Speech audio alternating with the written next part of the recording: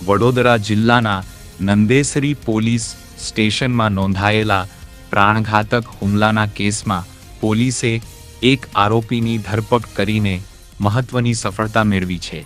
પોલીસે રાજેશ ઉર્ફે આઠડો ભૈલાલ પરમારને આણંદ જિલ્લાના વઘાસી ગામેથી ઝડપી પાડ્યો હતો। આરોપીને કોર્ટમાં રજૂ પોલીસના જણાવ્યા મુજબ 17 મે 2026ના રોજ શિવાજીનગર વિસ્તારમાં રાજવીરસિંહ છત્રસિંહ સિંધા પર પ્રાણઘાતક હુમલો કરવામાં આવ્યો હતો।